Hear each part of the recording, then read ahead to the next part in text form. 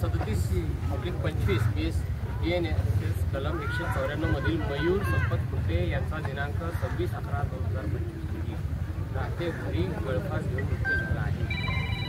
मयूर संपत खुंटे या स्त्रीस सफार police station यांनी मारहाण केल्याचा नातेवाईकांचा आरोप आहे. त्या अनुषंगाने पुरावे शवविच्छेदन अहवालात म्हणजे PM रिपोर्टमध्ये आढळल्यास पुढील योग्य ती कायदेशीर कारवाई करण्याची तरतूद. त्याचा रिपोर्ट आले शोधूनच काय नोंदवलं आणि आरोपीचं नाव त्याच्यात टाकायचं नाव टाकलं. आता जी आपली मागणी होती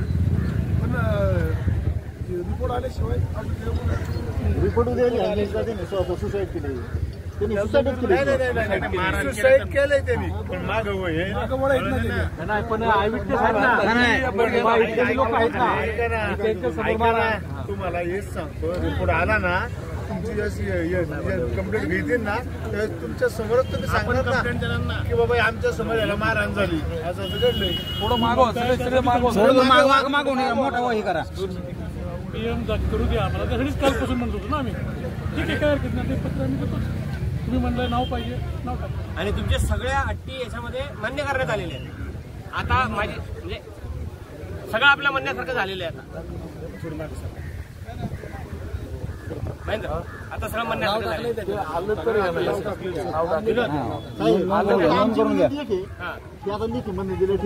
उद्या सगळ्या संघटनांचे पीडित कुटुंब आलं त्यांच्या नावाने FIR दिली. उद्या रिपोर्ट मध्ये समजा आलं त्यांनी हँगिंग केलंय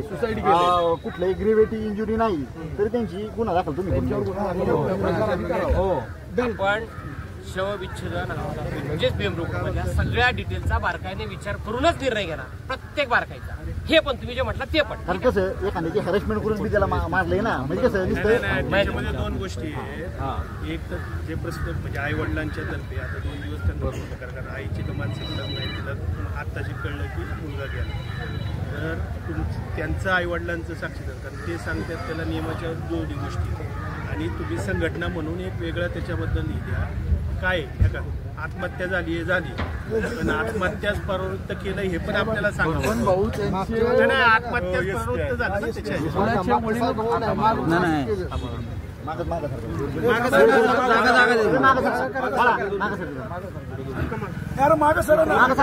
जबाबदारी घेतली पाहिजे.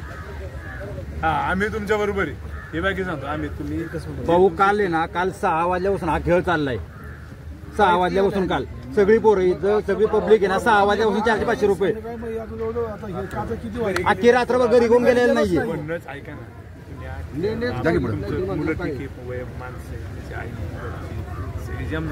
पण आता जी महेंद्रभाऊ बोलले 4-5-7 तास जाणार आहे. महेंद्रभाऊजी बोललेत त्याच्याचं काय चुकीचं आढळलं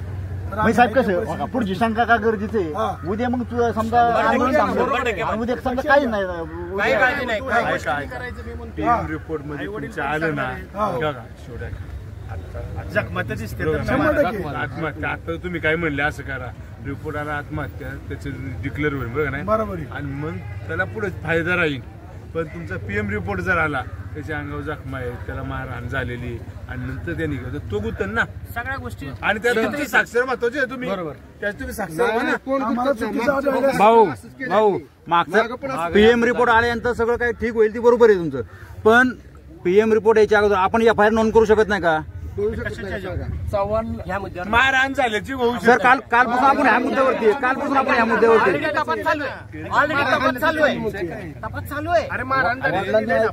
लिहिले त्यामध्ये मारहाण झालेलं. PM रिपोर्ट आल्याशिवाय तुम्हाला नक्की काय घडलं हे रिपोर्ट आले वडिलांनी त्याच्या बघितलेलं आहे ना.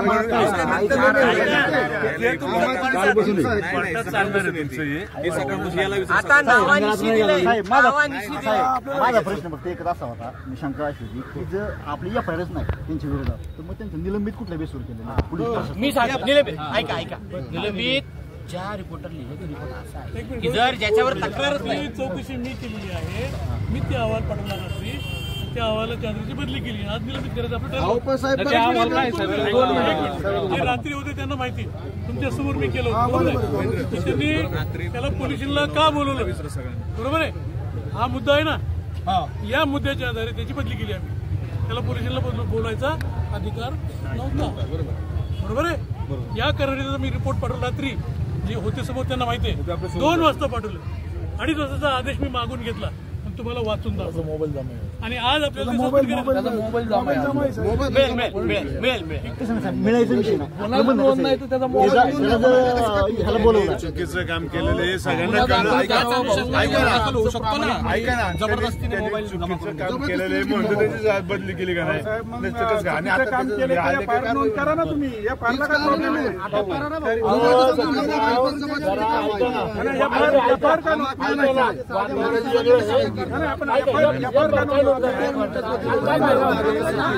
एफआयआर आपण एखाद्याला मारायला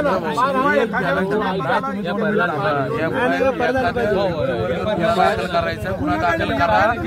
तपास होतो आधी तपास नाही त्यांच्यावर कारवाई ज्या अनुषंगाने केली आता सगळ्यांना विनंती काय करायचं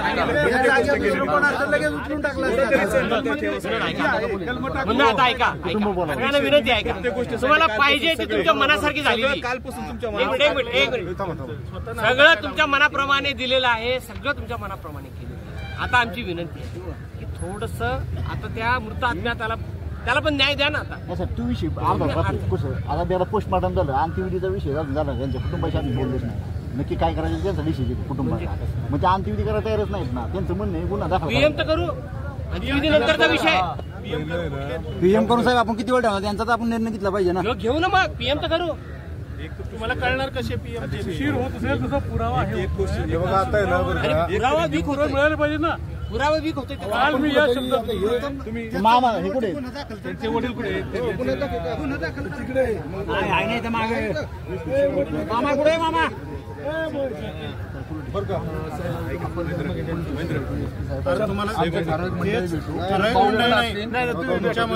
तुमच्यामध्ये एकमतच होत नाही